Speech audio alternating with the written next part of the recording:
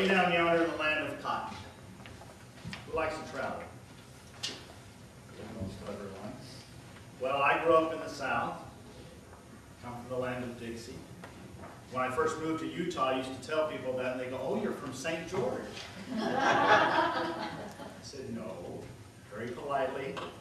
"I'm from the real South, the land of cotton, where old times there are not forgotten." I was born in Atlanta, lived in Virginia, North Carolina, Louisiana. My family's from Mississippi. So, growing up in the South was quite an interesting experience. Had a lot of opportunities as a boy to run through the woods. If any of you ever been to the Southeast? One? Okay. A couple here. The Southeast is a forest. You have to cut your way out to make a road or a meadow. It's all forest. And most of Mississippi is long little trails. So as a boy, you got to play in the woods, and there was just lots of fun things to do. Just the woods were full of bugs. You had chiggers, ticks, Winnie the Pooh. And it just rained all the time. Constantly raining. I make fun of people here in Utah when it rains because everybody scatters at the least little trickle, like they're going to melt, and you just don't know what a rainstorm is here. Because a rainstorm in the South is if you're driving down the freeway, you have to pull over because you can't see the end of the hood of your car. It just comes down in sheets. And it would flood so much in the South that we would just love it as kids. We'd go out and play, and the streets would flood and fill up with water, and we'd float our little boats down the street while some guy paddled down in his canoe down the street. And it was just a normal thing in the South.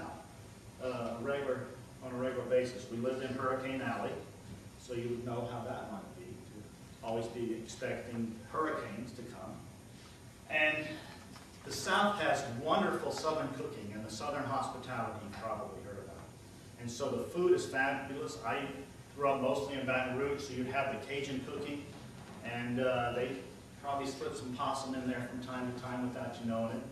A delicacy in the South. But I love the South. I love the people down there are wonderful. The Southern drawl and the accent is so much fun. But you've got the humidity. There's things that aren't as fun about the South. But as a kid, it was just such a pleasure to run and play and experience so many different things. The alligators, the swamps. They had water moccasins. Anyone know what a water moccasin is? Water moccasin is a big black snake that swims across the top of the water. Very deadly poisonous. They also had snapping turtles. And we were told as kids, if you got bit by a snapping turtle, it wouldn't let go of you till it thundered. And that made you very, very alert. Didn't want to get by those snapping turtles. But I love the South because of its history. The South is just steeped in history. So much history that we don't have out here in the West because the West is young, relatively speaking, right? And part of that history, I took my wife down there for one trip, and in the northwest corner of Mississippi is the town of Vicksburg, right there on the Mississippi River. Beautiful little town, rolling green hills, little white, sometimes big white antebellum homes. And this was the scene of the Battle of Vicksburg.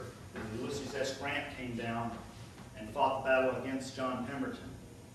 Very bloody battle, like most of the Civil War battles were. And so when I took my wife in there, we drove in off the road into the forest, and it got dark, and then it lightened up, and they have these beautifully groomed little rolling knolls, hills, green hills from the olden mountains. And there was this mist that day, very eerie, mysterious on one hand. But as you go through this forest and these rolling green hills, you just imagine all of a sudden this feeling came over you, and both the Union and the Confederate soldiers, armies lost about 50,000 soldiers. Just imagine those pretty green little knolls soaked in blood. And as we drove through, they had the cannons there, and it was such a feeling of reverence that would come over you. And most of the states who had soldiers that died there have built these beautiful granite monuments, some of them big enough to walk into.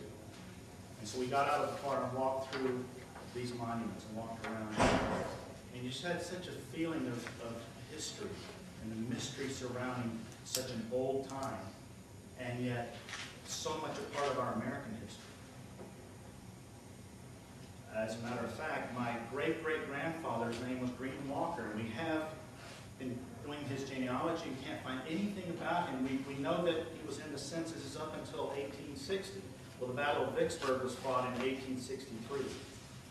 And his youngest daughter, Eliza, was born in 1862, and then he just disappears. So maybe he fought the Battle of Vicksburg, snuck off, or decided to join the war after he had fought before. And maybe he was one of those soldiers who soaked the hills with his blood. But the South is just so full of such wonderful things. If you love to travel, if you get to travel, I really recommend you check out the Southeast. It's just full of so many wonderful